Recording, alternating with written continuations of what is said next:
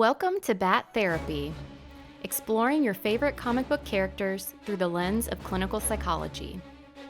Be a fly on the wall or a bat in the cave, listening in on a friendship built out of a love for talking Batman, comics, and the everyday struggle to achieve mental health and happiness.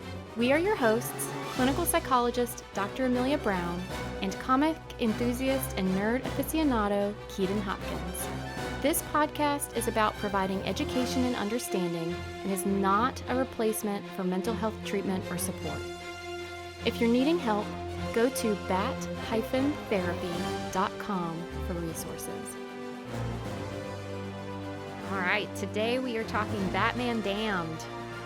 Yes, Brian Azzarello and probably my favorite artist of all time, Lee Bermejo. The artwork for this comic is amazing, and it's really quick read. It's only 3 issues. Yeah. It's quick. Yes. You also have to pay close attention to it. Absolutely. Now, one thing I will say going into this is not a comic for kids. It is a hard R. This is Black Label. Yeah, it's DC Black Label, which is definitely built for mature audiences, and right off the bat, it lets you know, like, this isn't one for the kids. Yeah. Although, I have a complaint and a funny story with the complaint. So Batman Damned, for those of you who know Black Label and know this comic, you know this is the comic where you got to see Bruce Wayne's penis. And it was this whole thing. They made this whole spiel about it's Black Label, it's for adults, da-da-da-da-da. And then when people freaked out about the penis, because I don't know why, like we don't care about all the violence and stuff, but heaven forbid we, see where babies come from. Right. And so they took it out. Yeah. So there's no penis. And anyway, I was complaining with my friend. I was at a comic book store this past weekend. I was at Austin Books and Comics. And I was complaining about this. And then one of the workers at the comic book store, their head pops over and they go, "You're talking Batman Damned, aren't you?" And we're like, yes! They took away the Batawang. Thank you, folks. We're here all night. I'm canceled. No, but yeah, it was a difficult read for me because my eyes kind of were going all over the pages because so throughout there is narration and almost like poetry going on along with all of the different characters' dialogue, and so it made it very, very difficult for me to kind of keep track of it. But I ended up having to reread it. I was able to reread it twice because it is a quick read. It's only 3 issues and it tells a complete story. And I'm not sure if the listeners are aware, it's actually technically a sequel to the Joker comic. Yeah, I think it's like an unofficial sequel. Yeah, it's like an unofficial sequel to the Joker comic, which is also done by Brian Azzarello and Lee Bermejo. Mm-hmm. And that's also what the Joker movie was based off of. Oh. Yeah. I don't know if I knew that, but that makes sense. Yeah, they pulled it from that, and that's why it's such a overly dark universe. And so, oh my gosh. Which is saying something for DC. Right. Batman Damned, like, this might be somehow this is the darkest Gotham I've ever seen. Like, and it only gets darker every page. It keeps getting worse, but it also has some fun with it because of John Constantine. Yes. Yeah. Right? I like the John Constantine in there. You know more about him than I do. Yeah. So it was a nice kind of added introduction for me for his character. Right.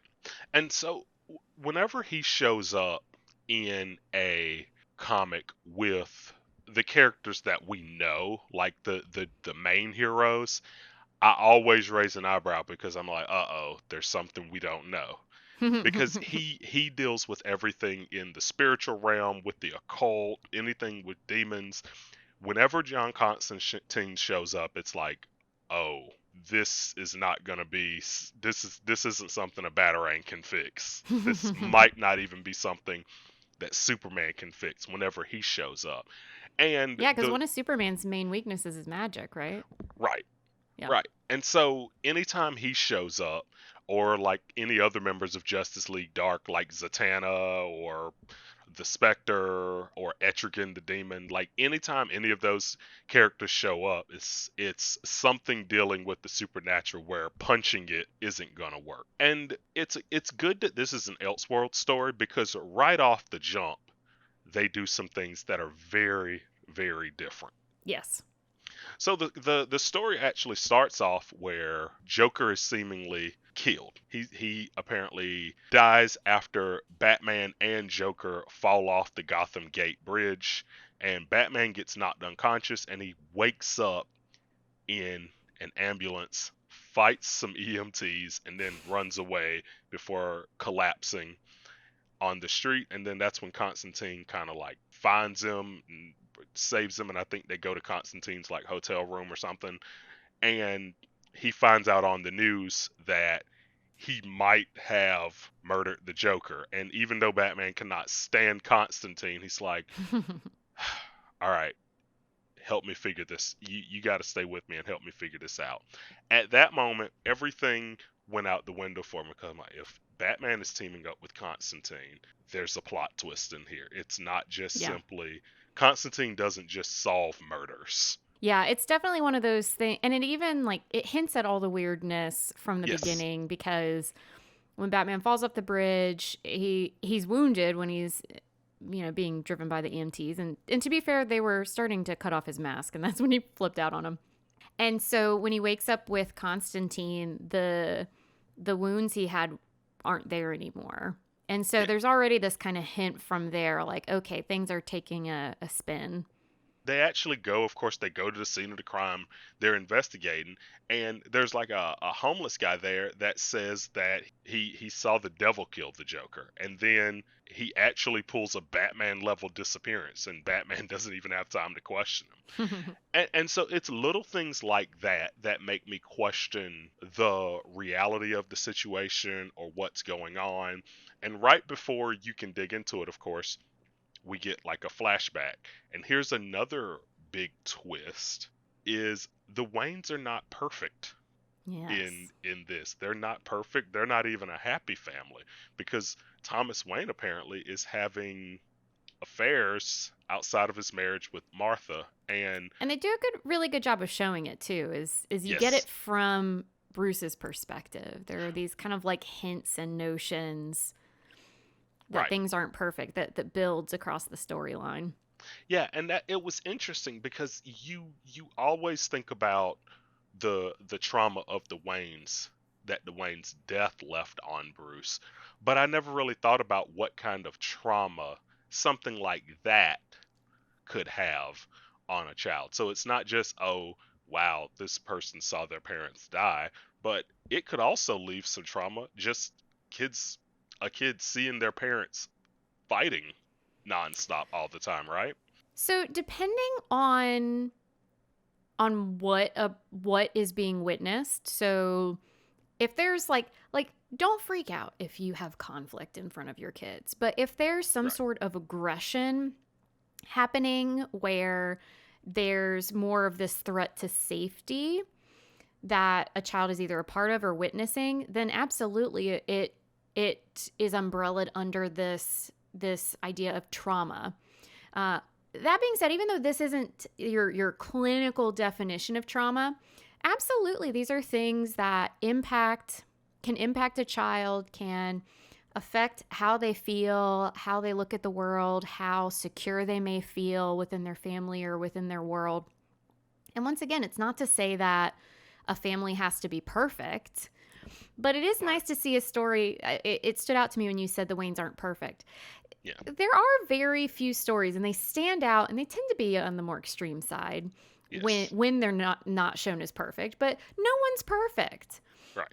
And yet, one of the common things that can happen with the Waynes is they're viewed as perfect because they're gone and they've been gone for a while, and it can be a natural thing to almost have this angelic memory of things in the past because That's a our good memories point. aren't perfect. So it kind of blurs the lines. And so, yeah, that perfect picture of the Waynes isn't there with this story. That's a good point. Whenever you think about the past, like a lot of the times you remember the good I feel like you might remember the good more than the bad when it comes to people that you loved, right? Yeah, a lot of times you remember the extremes. And so That's a if good way to say it. Yeah. and you're right, the kind of idea we have about a person or situation is also going to impact it. So if we see someone as caring or someone we really care about, you're right. A lot of times our memories will more hold on to those kind of stronger emotional memories Mhm. that match what we believe or what we kind of perceive that person to be. And so it can our we think of our memories as like playing back a recording, and it's really not like that. And so absolutely you can end up with these extreme versions that end up sticking in your mind because of how your mind filters those memories. And so he's having these flashback memories, but when he has them, and it was so weird when it first happened because I was just like, what the hell is going on right now? Yeah, Because it's real confusing in the it's beginning. You got to get confusing used and to it's it. really creepy because it's like this creepy looking kid shows up and it's Enchantress, and I'm not gonna lie, I wouldn't have even known it was her had she not just looked like a child version of her character in Suicide Squad. Yeah, yeah. And that's what let me. I was like, oh, what is she doing here? And throughout, she's kind of implying that Batman did have a hand in Joker's death, and she's kind of trying to make some kind of deal with him. And that's when things get confusing because, of course, like Batman goes to the Batcave, and then he gets attacked by one of his bat suits. I guess he's like hallucinating. I think the way you've described it really hit a chord with me. Yeah. You've described the story as poetic. Yes. And so there's, of course, the magic that comes into play. And I think it allows the author and illustrator to use symbolism a lot more, where I think even at times it's not even necessarily the magic happening, but more just seeing these different illustrations of how these things from the past have reverberated for Bruce and for Batman Right. across time. And it's kind of a comic book. It's a comic book storytelling style that I feel like Brian Azzarello has a lot, where the entire story will be set up page by page, and you don't even know the whole point of it until the very end.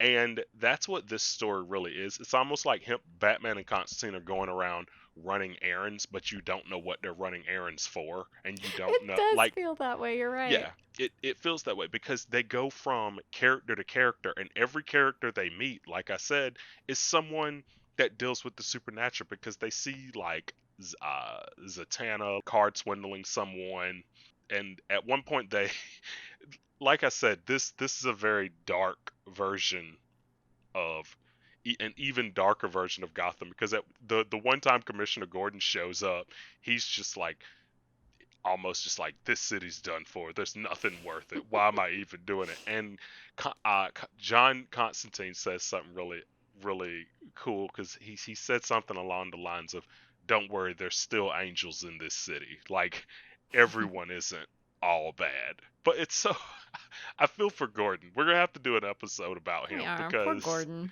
because oh my gosh, talk about fighting a battle, a constant battle Endurance. that you feel like you can't win, right? Yeah, yeah.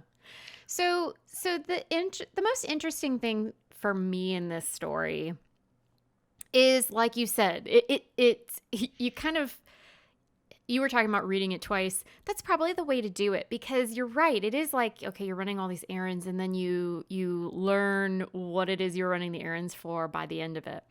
And so Enchantress has kind of been hinting at some stuff all along the way. And what I found really interesting about this story is there were these little gems, these little snippets that hinted at this larger this larger story that took place that's not actually the main plot of this storyline, but it's essentially saying here's where everything started. Yes. And so it hints at how Bruce Wayne has just such a high expectation that Yes. you essentially will constantly fail. and how hard it must be to be constantly reaching essentially for the impossible. And the fact Yeah. that Bruce, and I say Bruce specifically because this is pre-Batman, essentially in this storyline, Bruce's fear and Bruce's discomfort and distress from what's going on with his parents and the struggle to know what to do with how he's feeling within what's happening with them leads him to essentially make a deal, make a pact to rid himself of fear. And all of the things that happen in the current storyline are essentially the reverberating consequences of the fact that it's a terrible idea to rid yourself entirely of fear. Yeah, because if you truly don't have any fear whatsoever, that's got to be a very one erratic Mm-hmm. lifestyle, but also it makes everyone around you very much afraid of you, Ah. right? And well, and one thing about that too, though, is in this scenario, in this comic book, people are just as afraid of Batman as the Mm-hmm. villain. The normal people are just as afraid of Batman as the villains are. Like Mm-hmm. Batman is terrifying to everyone in this universe, and you got to think, like, if you were around someone that had no fear whatsoever, you're not afraid of jumping off that building. Like, you're not, They might be, yeah, they might be right? capable of anything. Right? Like, you're not afraid. You're just gonna go Consequences be damned. You're just gonna go 90 and a 35 right now. Like, you just don't care about anything at all. Like, wow, So, right? so this is a really excellent point. What naturally happens when we feel afraid, especially if it's a very intense fear, you want to get rid of it. That's pretty much Yes. everyone's first inclination is, I don't want to feel this way. Oh yeah. So in this story, what's interesting is it almost shows it shows a child who really struggles to handle, I think, a lot of things that in other storylines we think that Bruce has, somehow found a way to sift through. It's not that he's fearless, but he's Yeah. able to kind of use and manipulate fear. But in this one, he rids himself of it. He can't figure out how to manage it in the moment. But you're absolutely right. If we don't have fear, we're missing very important information that is required to move through life effectively. Yes.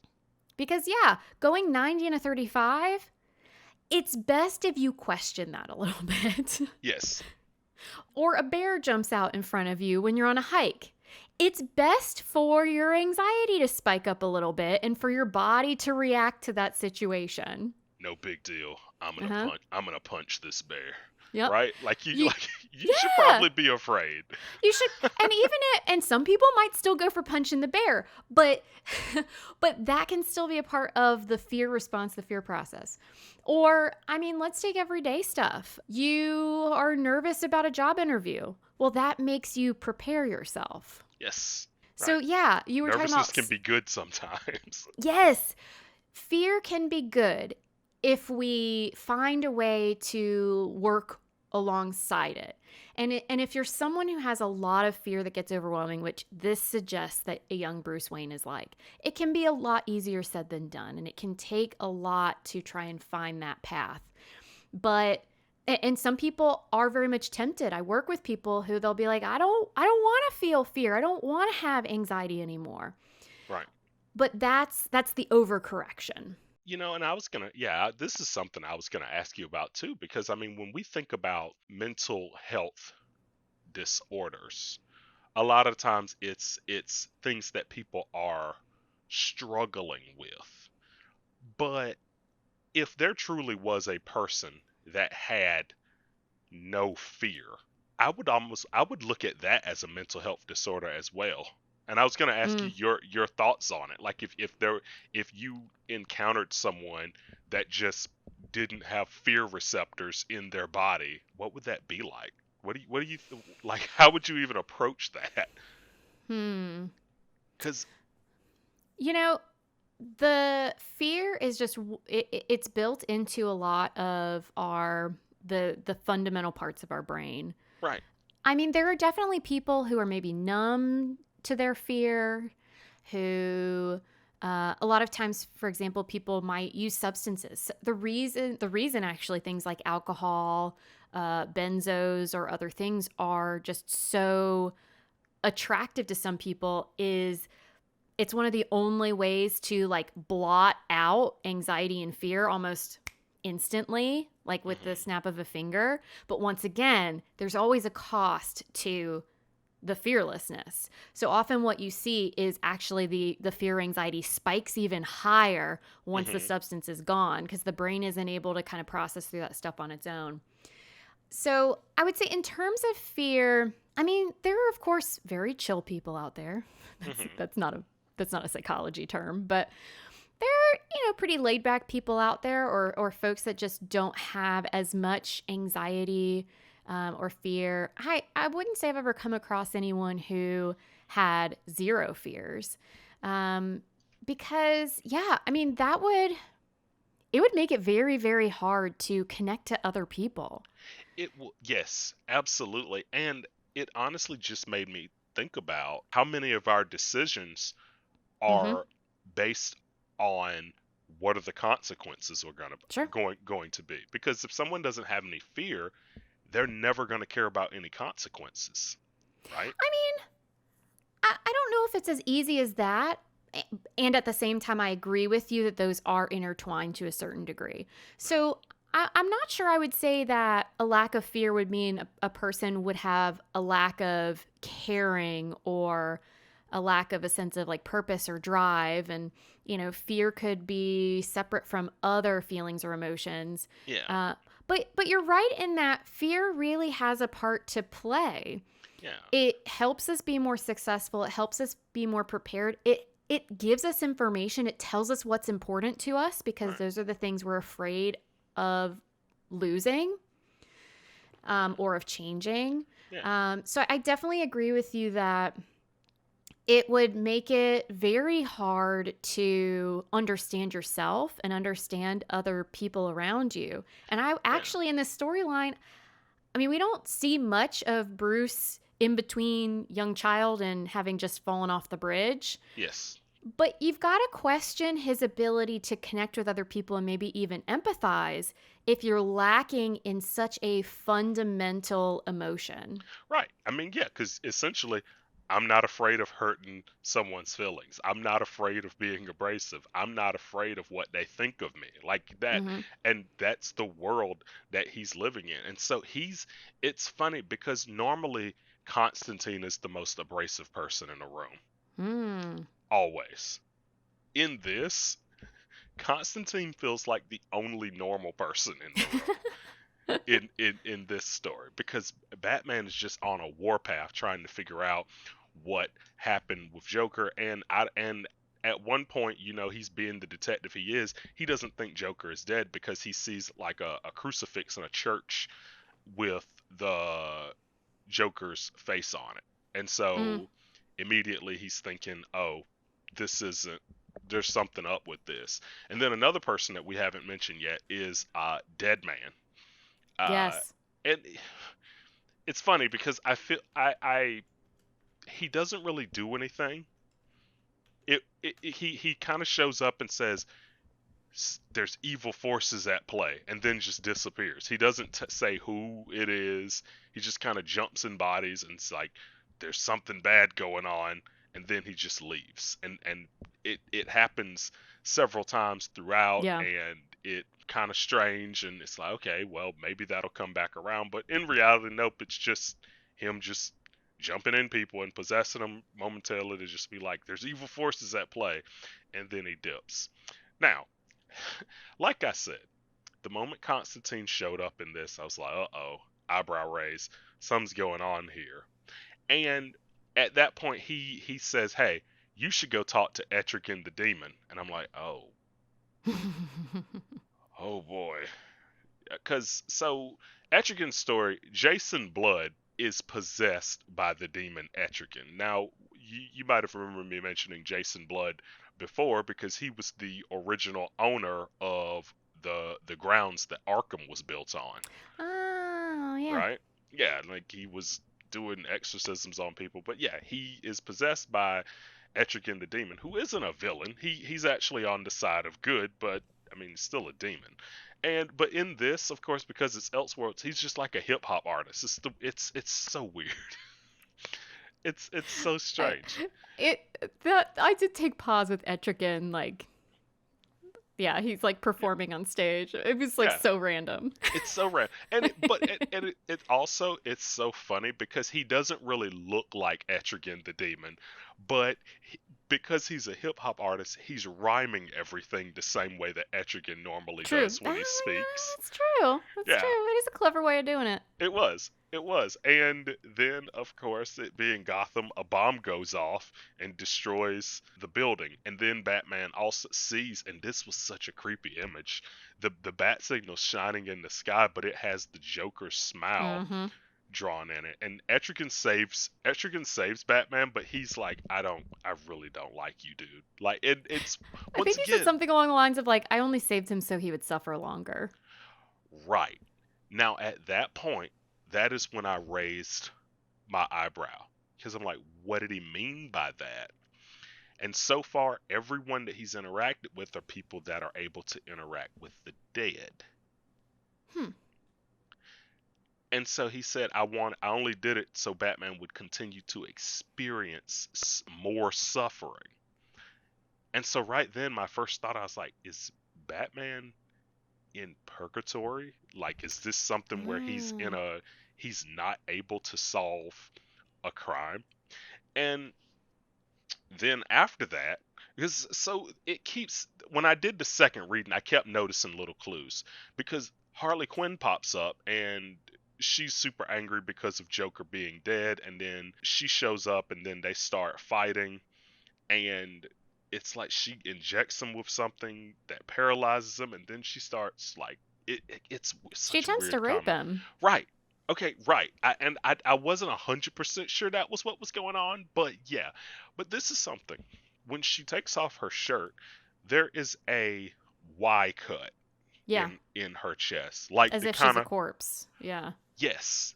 And I didn't know if it was like symbolic, as if the saying, "Oh, Batman ripped her heart out when he killed the Joker," or is she actually a corpse? Mm. Um, but then Batman starts strangling her, and it's such a cool shot because in the puddle is Enchantress doing the strangling, which is basically showing like, oh, whatever's going on right now, Batman is possessed by Enchantress. Yeah.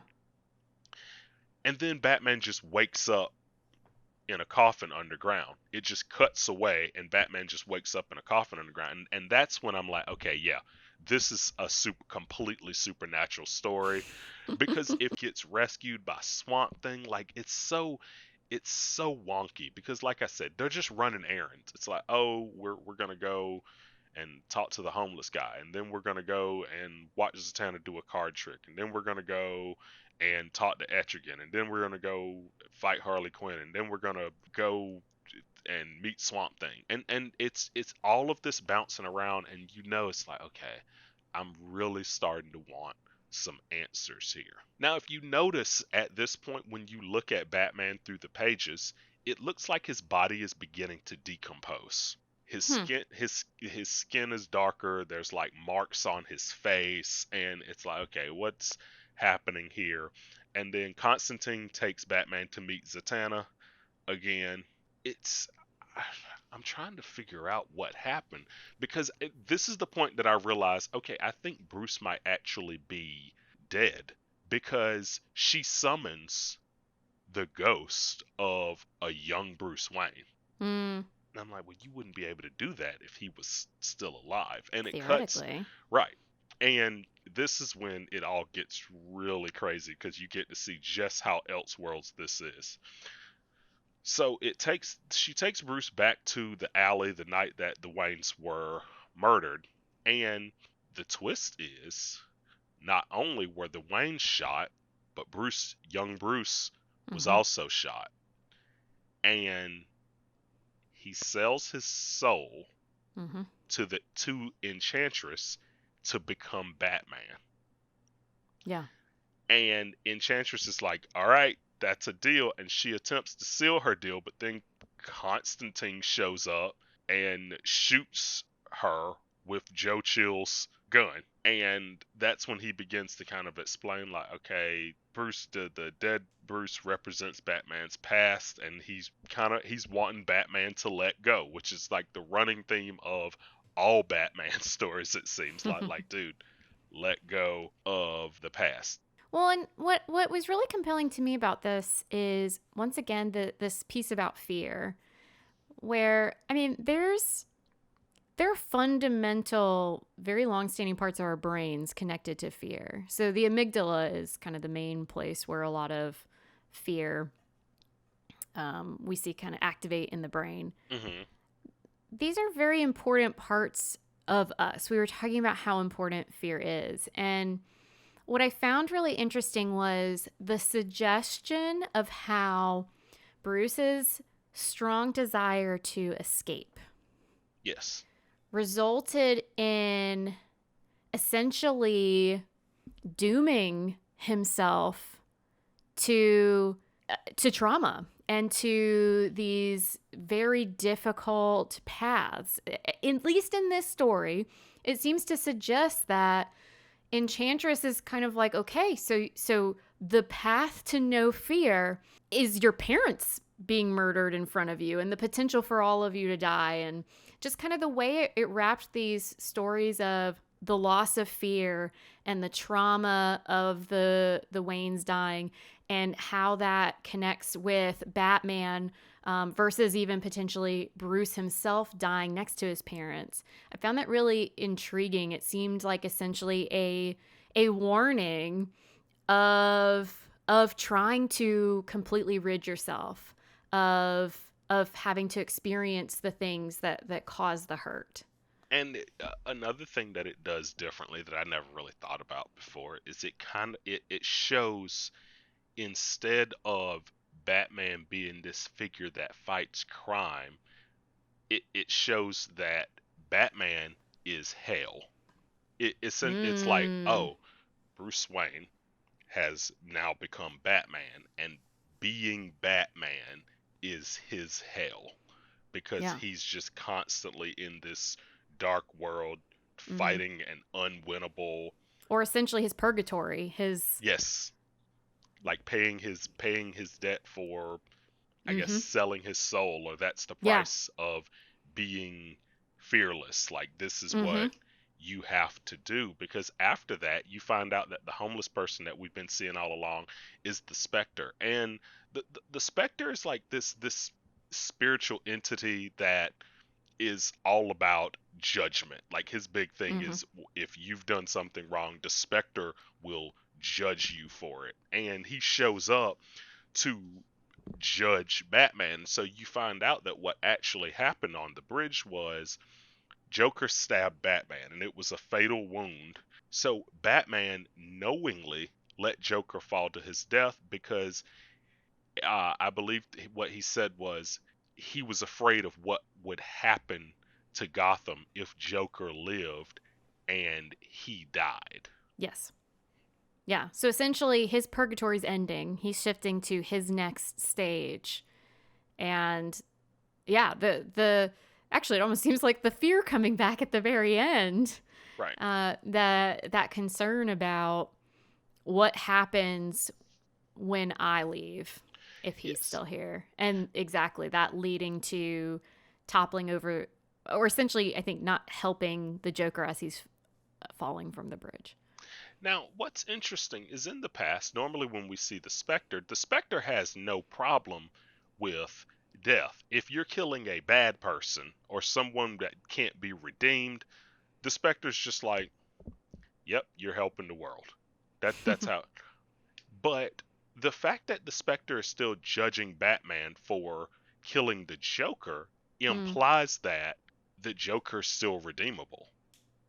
Mm. And so my first thought in that was thinking, constantly we see this back and forth between the Batman and the Joker, where it's like the Joker exists because of Batman. Ah.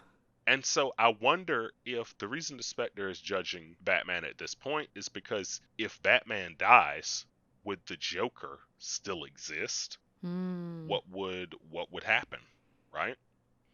So there's potential for redemption. Right. Of all people to be redeemed, the Joker. And there's another comic book that kind of explores that, and I actually haven't read it, but I've heard it's good. It's called Joker Gone Sane. I It's, don't know if I've read that one. yeah, it's called Gone Sane. And but it was just something that this comic, it made you think, like at the very end. And so Batman, it just kind of realizes he's been dead this whole time, which explains why his body's kind of been decomposing slowly. And he gets into one of the beds at the morgue and then disappears. And so I guess when he disappeared, I was trying to figure out if that meant that he would continue to kind of be in hell, or if that was him paying his penance, because Mm. the Spectre was there to judge him, and he's like, you will now face judgment. And so I'm guessing when his body seemingly disappeared, he was going towards whatever that judgment was, because we now know Batman died on that bridge. And so Hmm. everything that's happened in this comic has been after Batman has died, which explains all the like fast travels and randomly waking up in coffins, and like it all seems like a fever dream. It's because essentially it was. Yeah. Yeah. But after all of that, the Joker's alive and comes from the river underneath the bridge. Well, it almost seems like Batman wishes him into being alive again, because it's Yeah. the death is reported. Now, granted, maybe they've been reporting Batman's death this whole time, but they had been reporting it as the Joker having been the body. So who knows if that has something to do with it versus. But Batman essentially at the end says that he wishes he had taken a different path. And He then from does. there the Joker emerges. So Yeah. there's kind of this suggestion that he almost willed the Joker back into existence to give him one more chance for a redemption, I guess, based on what you're talking about. Oh wow. Yeah, I didn't really think about that. That's very true. The last thing that it seems like he says is, I wish I hadn't killed him. Mm-hmm. And when we think about the concept of purgatory, it's like purgatory exists so that you learn a lesson and become a better person after being in purgatory. Essentially, like you're there to kind of pay a penance or pay a debt. And I'm wondering if the only reason Batman was there in the first place was because he killed the Joker, and it wasn't anything else he had done. It was Mm. just that last act, and it's like, okay, you need to get back to your no kill rule. You need to get back to, hey, I have a code, and then you can leave this purgatory place that you're in. Yeah. And that also makes the Etrigan comment make sense. Like, I only killed you so you would experience more suffering. Like, I'm not going to end your purgatory. Like, nope, you're here because you deserve to be here, right? You're here for a reason. You have something to learn. Well, and, I can't help but wonder about how the Enchantress weaves into that as well. And so just the lessons he's learned, because it suggests that the start is in childhood Mm-hmm. when he's seeing all these arguments. And actually, there's a point where he's struggling to manage what he's feeling with all of it, to the point where he has a toy gun and he holds it up to his mom's head and Oh, and pulls the yeah. toy trigger, and she like turns around crying. He's like, never hold a gun up to someone ever again. Yes. And so, I mean, this is clearly a boy who's really struggling with what he's seeing and what to do with it, and probably the senses of betrayal. And there's also these kind of little discussions of the fear of realizing you're not the center of everyone's universe when you're still a child, but you start seeing things through less childlike eyes. And so it kind of suggests like this is the start of the story of what's going on. And then the end is the choice of wishing the Joker to still be alive and to have another chance. Yeah, and the thing, and that's something that when you really think about it, because at one point I think when Batman even goes into the morgue to talk to Spectre, Constantine like actually says like you need to be careful how you say things to him because Spectre takes things pretty literally. Mm. And so when I believe you're absolutely right when he says he wishes Joker was still alive, Spectre was like, deal, right? Like he's just like, all right, cool. You're that's what's gonna happen. And then it ends and Constantine's like, this is the beginning of a new chapter. Yeah, for everyone.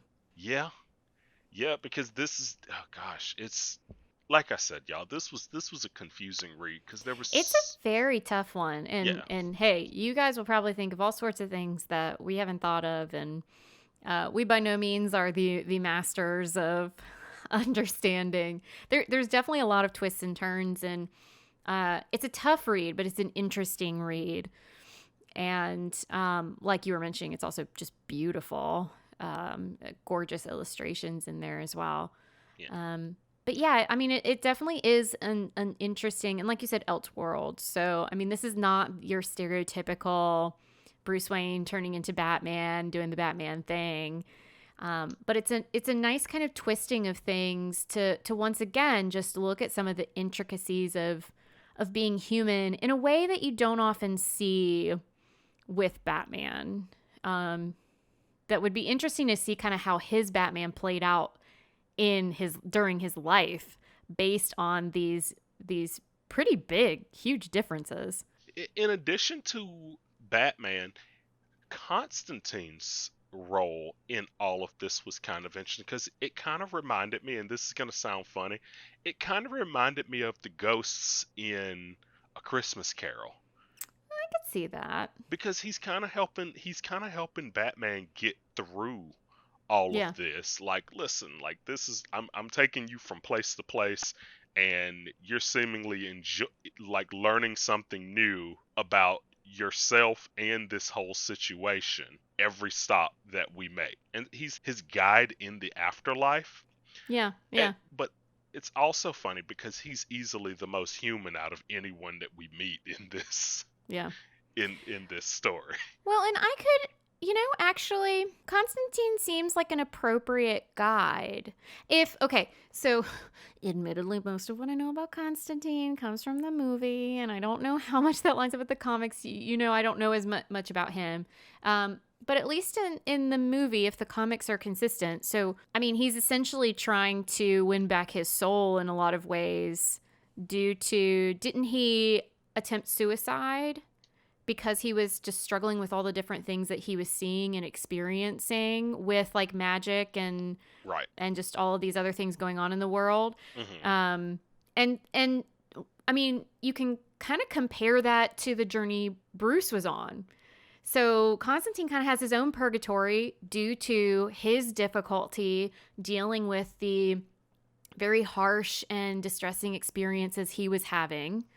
And based on his attempt to not feel that anymore, he then essentially has his own purgatory where he's trying to kind of win his soul back to kind of going to heaven instead of hell. Yes. And so a very similar path to what they're describing with Bruce Wayne. I mean, he seems like a very appropriate person to help Bruce Wayne hopefully come to a different conclusion. Yes. This is something I was going to ask you about too. Because this whole story feels like it's about an overcorrection. Because, Mm, like, yeah, like Bruce sees his parents die and then he sells his soul to not have fear. mm-hmm.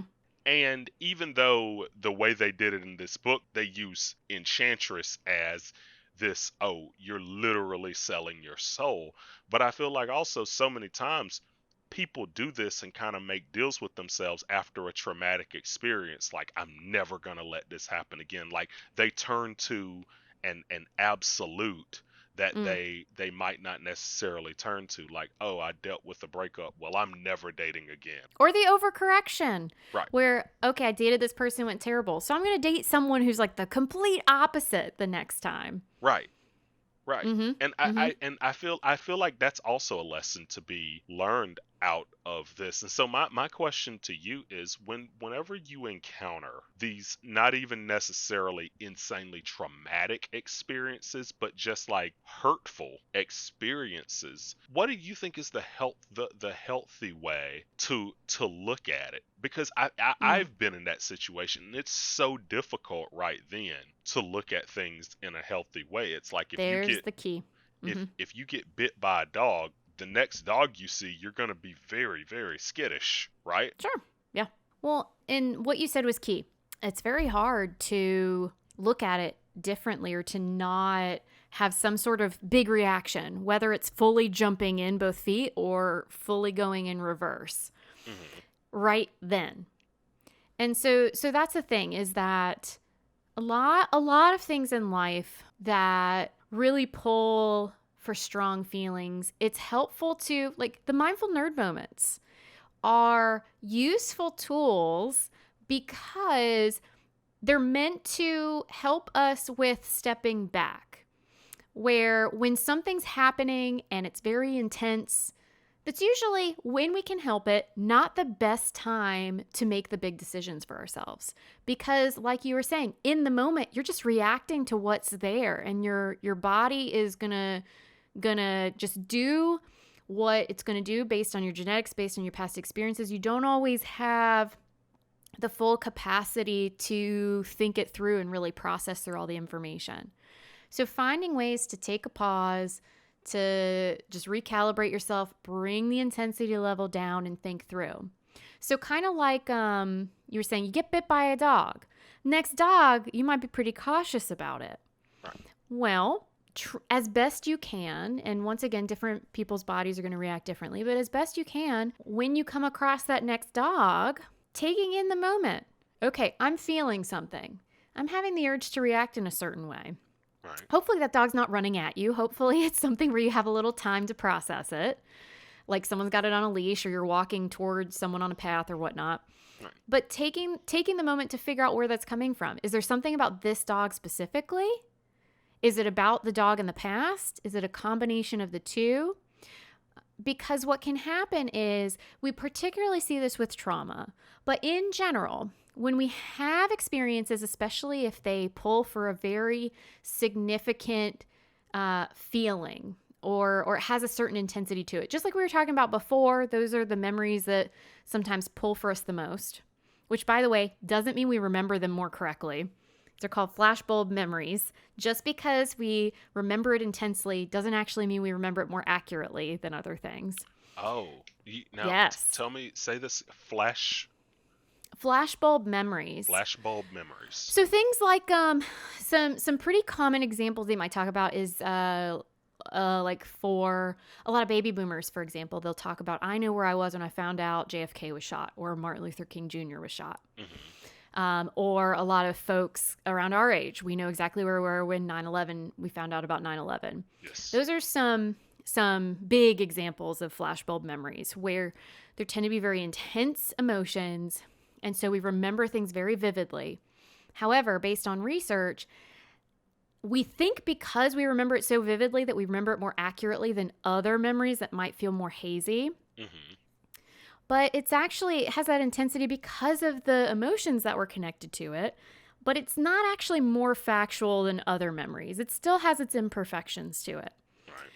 And so when we have these memories that really stick out to us, a lot of time, whether it's a trauma or not, so whether it's something that risks our safety or not, what usually happens is one of two things. So we either change how our beliefs about things so that situation makes sense, or we adjust how we view kind of the details so that it fits our beliefs. So like, for example, if we believe in a just world, we think things are fairly fair, it's a fairly safe place, and someone gets assaulted. So either they change their belief about the world and now the world is a less safe place, or the world is a safe place, but there's something about the specific people or the specific situation that made that assault happen or made that situation less safe. Right. And those adjustments aren't necessarily a bad thing unless it happens in the extremes. So Right. you want to adjust your viewpoint based on the information at hand, but the overcorrection is when we overshoot. And a lot of times we get very black and white. We get very inflexible in what we believe.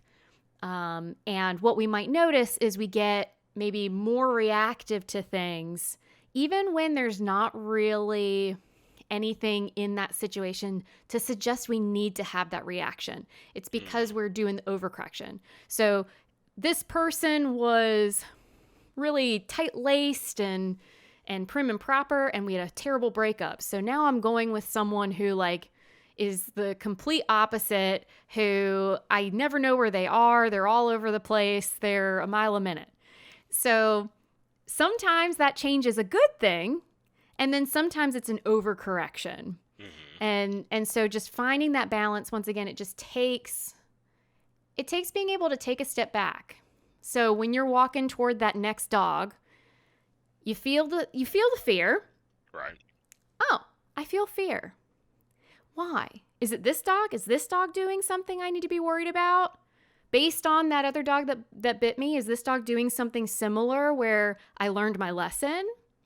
Or is this dog not really acting like that other dog? I just, it really sucked to get bit. Yeah. I see what you're saying. And thinking about that, because it, like you said, it's bad to overcorrect. And one thing that stuck out when you talked about assault, it's like, if something traumatic happens to you, how easy it is to be like, why did this happen? Oh, it's because I was around this kind of person. Or, it honestly feels like how a lot of stereotypes might get started. Absolutely. Stereotypes. Or prejudices, right? Prejudice, victim blaming, all sorts of things that are not meant maliciously, but can turn malicious. Don't get me wrong. These things can turn into really bad things. But really, it's our brains trying to make sense of all the information. And at the end of the day, we tend to want the world to be a safe place. We want the world to make sense to us as best we can. And so, yeah, we come up with these kind of different rules and regulations and things to make things fit. But you're right. It is where things like stereotypes and prejudice and victim blaming and things like that can come into play if we're not careful, because we can just get so set on trying to put a reason to things. And unfortunately, sometimes there's just never going to be 100% reason to anything in this world, from what I can gather. Very, very true. I'm not going to lie to you. I think after reading this comic book twice, I need a mindful nerd moment today. Because this was a lot. It was a lot. Yeah. No happiness. So I was trying to figure out what to do for the mindful nerd moment. And I think what I want us to do today is try and help little Brucey there with allowing the discomfort a little bit. So I want us to imagine ourselves in his position where there's the family arguing. His dad is kind of doing some things he shouldn't be doing, chatting up some ladies when he's supposed to be hanging out with his son. And just kind of feeling what that experience might be like and practicing what they call cognitive diffusion. So cognitive diffusion is essentially what I was talking about with getting bit by the dog. The next dog you come across, you want as best you can the feelings that are naturally going to come to you out of concern based on the fact that you were bit the last time. Those things come naturally, and that in and of itself is not a problem. But it can feel so intense that we forget feelings are not facts. So just because we feel something strongly does not make it more true. It's kind of like what we want to do with cognitive diffusion. It's kind of like if you put your hand in front of your face and it's like just a millimeter from your face. And when you do that, I mean, you can barely see anything other than your hand. And you can't even tell it's your hand. It's just like your vision's blocked. But if you can find a way to back your hand up, even if it's just a few inches, all of a sudden you can make the outline of your hand and you can see some of the stuff around your hand in the background. That's cognitive diffusion. Taking the situation, taking the feelings, taking the thoughts we experience, and just giving us a tiny bit of space so that we can recognize, okay, a feeling isn't necessarily a fact. Just because I think something doesn't mean it's necessarily true. And just giving a little bit of space so that we can feel things like fear and experience these things that are hard, and have it feel more manageable in the moment. So that's what I want us to try out. So what I'd like for you to do is, just as usual, kind of sit comfy. And I'll ease you into it just to kind of help get you into that imagination station. So close your eyes if you're comfortable with that, or just relax your eyes on no particular spot in the room. And just take a few deep breaths. Not worrying about a specific pace or rhythm to your breath, letting it flow naturally. But just making sure that you fill your lungs all the way. Hold it for a second. And then release, exhale all of the air out of your lungs. And I'm going to ask us to do something that we don't normally do. And I'm going to ask us to think about something not so pleasant. Let's imagine we're little Bruce. And we're playing with our toys. And in the background, it's our parents arguing. They're fighting with each other. And just imagining what that might feel like in Bruce's body, what kind of feelings he might be having, maybe exploring what kinds of worries he might have or thoughts running through his head. Just picturing what it might be like to be Bruce in that moment. And as you do so, we're going to practice just noticing. And I'd like for you to say to yourself, pretending you're Bruce, that you notice the things that you're experiencing. I notice I am having a feeling of. I am noticing that my body feels like. I'm noticing that I'm having a thought of. So for example, if Bruce in this moment is feeling alone, he would say to himself, I notice I'm having a feeling of being alone. If he was afraid that he was at fault for what his parents were arguing about, he would say, I notice I'm having a thought that my parents are fighting because of me.